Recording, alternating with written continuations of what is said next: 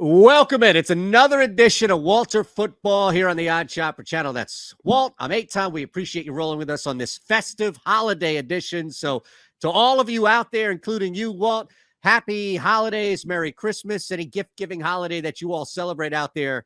We wish you all the best, and we thank you for being here. All you need to do is hit the thumbs up, subscribe. More importantly, we'll tell you everything about what's going on because there's a lot going on at walterfootball.com. 4-0-1.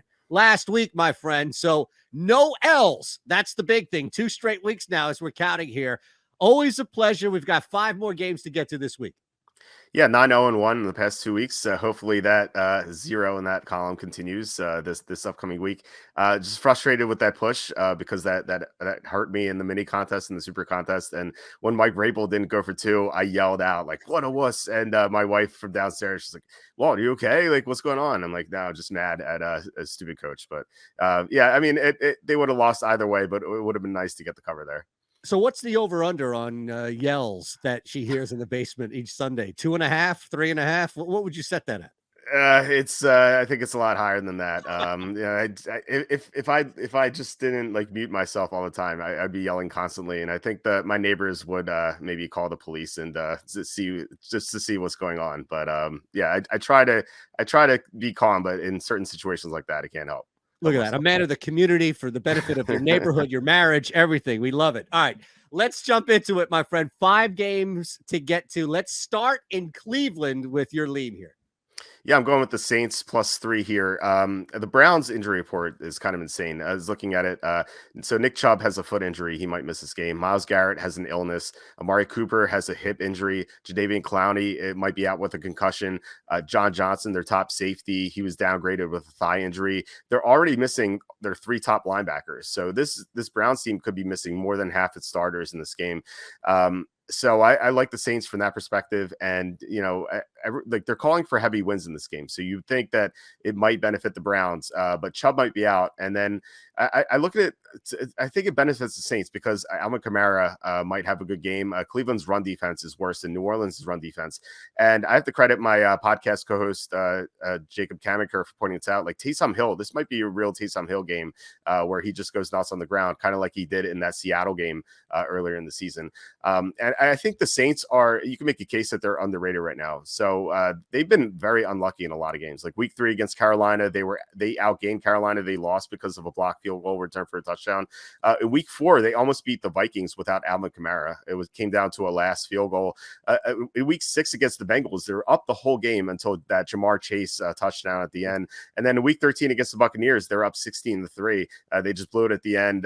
Just a lot of bad coaching. I'm not a fan of this coaching situation with Dennis Allen, but it's not like he has a tough coach on the other side with Kevin Stefanski. So I think it's okay to take the Saints +3 here. With all the Cleveland injuries, I think it's going to be tough for them to win by more than 3. It's a lot harder to lay points with Dennis Allen than take points, right? Yeah, you could take him as an underdog, but when you're asking a horrible coach to win by more than a certain amount, it's pretty tough. So I wouldn't. It would take a lot for me to bet the Saints as a favorite. Fair enough. And I mean that at home, on the road, on the moon, yeah. What have you. Right. Before we hit the site, walterfootball.com, we have another game in Cincinnati. This one definitely interesting. I have no idea where you're going here with the Patriots and the Bengals looking at this game overall. Yeah, this is another game where an Ohio team is really banged up. So last week, the Bengals were missing Trey Hendrickson, their top pass rusher, and then they lost Sam Hubbard during the game. So they couldn't get pressure on Tom Brady at all. So Brady was just carving them up throughout the first half. It sounds like Hubbard's going to be out. Hendrickson might come back, but he may not be 100%. And honestly, they might just hold him out because they have 2 tough games coming up. I think this might be a situation where the Bengals are flat. So they play the Bills on Monday night next week, and then they play the Ravens. So this could be seen as their last quote unquote easy game of the year because the playoffs happen after that Ravens game. So they might just rest some of their key players like Hendrickson. Their number 1 corner also out, Chidobe Awuzie. So it's going to be tough for them to stop the pass. And we've seen Mac Jones, he struggles at times, but in good matchups like against Minnesota on Thanksgiving, he can play well in those good matchups. So I think that the Patriots should be able to to move the ball. And defensively, I think they have the formula to slow down Joe Burrow, which is getting pressure on him without blitzing. He's the best quarterback against the blitz. He's blitzed less frequently than any other quarterback in the NFL. The Patriots have the number 2 pressure rate in the NFL, and they don't blitz at all. Like they blitz at like the least amount in the NFL, like among the top 5. So I think the Patriots can limit Cincinnati's offense, and I think they can score enough.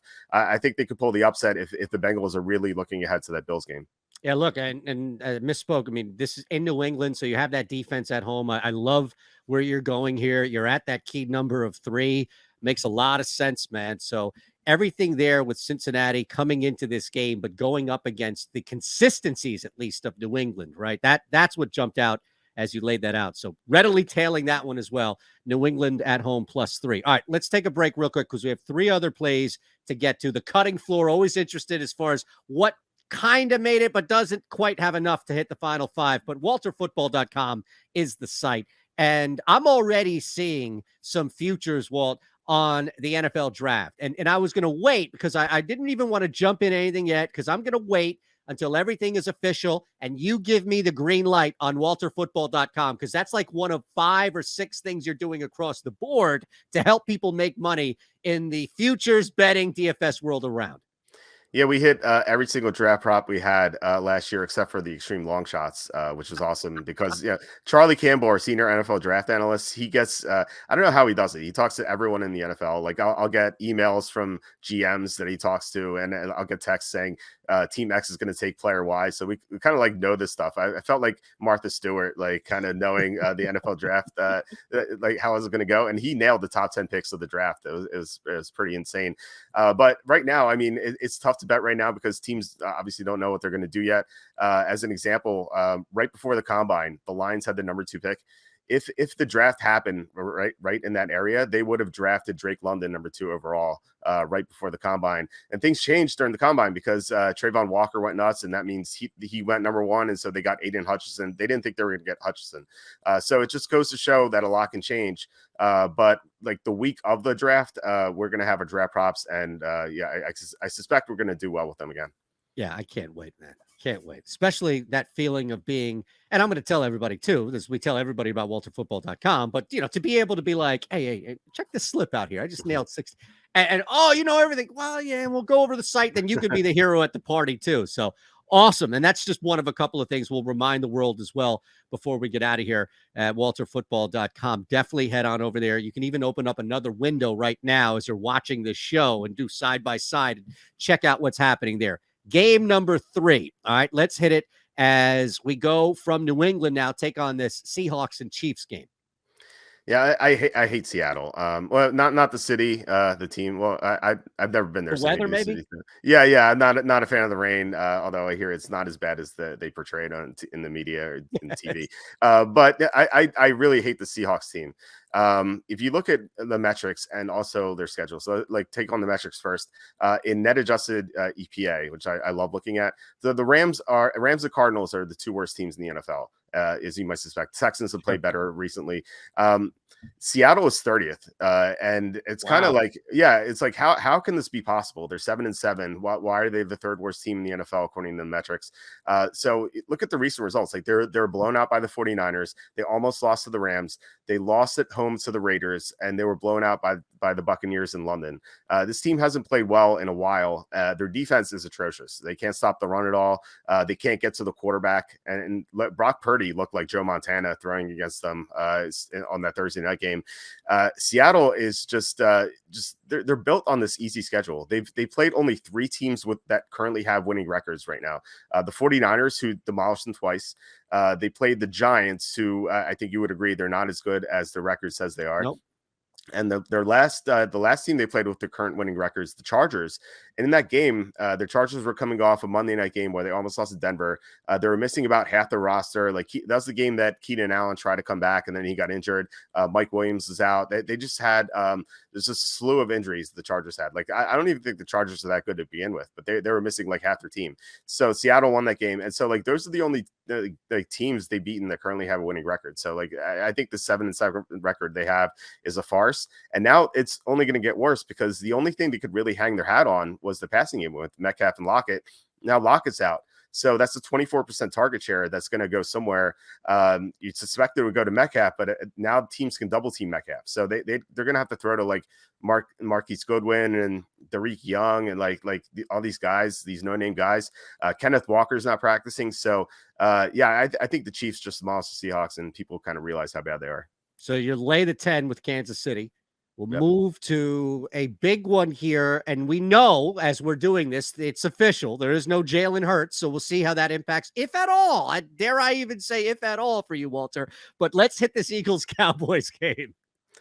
So kind of, I don't know, you'd have to remind me maybe. The Eagles had the number one seed recently, and they had a quarterback who was the MVP front runner, and he got injured. And I don't know how that went. You're hovering around it. You kind of have it almost. Yeah, right? You're close, right? Yeah. Just something familiar about the situation, and the Eagles covering every spread as an underdog. I love betting good teams or well-coached teams missing their starting quarterbacks. Just look how it's done this year. Brock Purdy is 2-0 against the spread. Malik Willis is 2-0 against the spread. Nick Foles, obviously, I was kind of alluding to that. He went on and won the Super Bowl, covered every spread as an underdog. Not as a favorite. He had that ugly Christmas game against the Raiders. And also against the Giants, he's a big favorite in cover. But as an underdog, I think it really shows that like these players can really step up. And the Eagles have a great roster, and you'd suspect that they'd rally around Gardner Minshew, and I think that's going to happen. And I think Dallas is overrated. I kind of hinted at this last week. Since their bye in Week 8, if you exclude the Minnesota win, which Minnesota I think is overrated. They lost to the Packers. They trailed at halftime to the Giants on Thanksgiving. They were only up 21-19 against the Colts entering the fourth quarter before some crazy defensive touchdowns. They were 1 yard away from losing to the Texans, and they lost to the Jaguars. Like, this is what they've done since their bye. Does this team deserve to be 5.5-point favorites over the team that has the best roster in the NFL, despite the quarterback change? I really don't think so. I think the Eagles could win this game outright pretty easily. At the very worst, I think it's a close game. They lose by a field goal. So I think the Eagles definitely covered the spread. I think that you could also make the case that the motivation for Dallas really is like they seem stuck in the 5 seed. Like, all the Eagles need to do is beat the Saints next week or the Giants the week after, and they're still going to be the number 5 seed. So like, what is the motivation here? I think the motivation angle plays more to the Eagles, because if they win this game, they can rest their starters, and players get motivated for that. Like, they don't want to play in these meaningless games in late December and January. I love it, man. Both of us know nothing's going to change with the offense. Nothing's going to change with the execution. You laid out a perfect reason why anybody watching this that's not in a contest, that does have the ability to bet them on the money line, could easily throw a half a unit on them. So awesome. Nothing for me to add on our team. Go Birds. Let's end with the Dolphins and Packers. Yeah, so I think the spread is incorrect. And if this game were to occur a month ago, I think I would definitely be in the Dolphins, because Aaron Rodgers had that thumb injury. He wasn't healthy. But this spread is built on the Packers being 6-8. And people remember them losing to the Giants and the Jets and the Commanders like in consecutive weeks.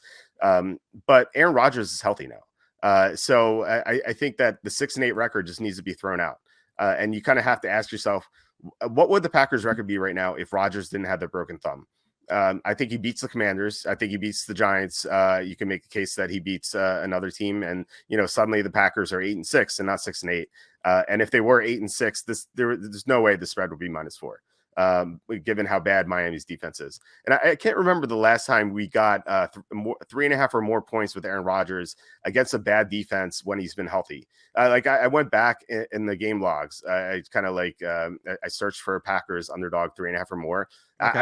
I couldn't find anything. Like, he's been big underdog. He's been a big underdog throughout the years on occasion, but it's been against like the Niners, who've had a great defense. Remember that game against the Rams that Todd Gurley took a knee before entering the goal line. Like, those are great defenses, and so you can make the case that he should have been a big underdog. But Miami, they have a great passing attack for sure, but they really don't do anything else all that well. And they can't stop the pass. So a healthy Rodgers, at the very least, I think they get a backdoor cover, but I think they could win this game outright. Also, Terron Armstead might miss this game. he missed practice with 3 injuries: toe injury, a pectoral injury, and a knee injury. You got to think that like one of them might sideline him. I think the most likely results of this game are Packers by 3, Dolphins by 3. So we get both with the +4. Absolutely. And that's the key there. You're getting them at 4. So let's recap your 5, the cutting floor, a pick or two, Walt, that did not quite make it. And then we'll remind everybody about WalterFootball.com before we get out of here. Yeah, so we're going the Saints +3, Patriots +3, the lone favorite Chiefs -10, Eagles +5.5, and Packers +4. I have 2 games that almost made the cut. The first one, we're waiting on an injury for Lamar Jackson. Yep. If Lamar Jackson plays, I love the Ravens at -7. If he plays, this is going to be the first time that he and Ronnie Stanley are going to be on the field for the first time since week 9. And back in week 9, that's when they were blowing out the Buccaneers and the Saints. They've struggled recently, but it's because they haven't been able to block because Stanley's been out, and then Jackson's gotten hurt. So if they get Jackson back with good blocking, I think they should demolish Atlanta. Like, Atlanta's terrible, and the spread makes no sense because Baltimore was -13 against Carolina. Now they're only -7 against Atlanta. Like, there's not a 6-point difference between Atlanta and Carolina. In fact, Carolina, I think, is better. They would have swept the Falcons if DJ Moore didn't take his helmet off. So I like Baltimore at -7. Another big favorite, Buccaneers -7.5. We're waiting on Colt McCoy's status.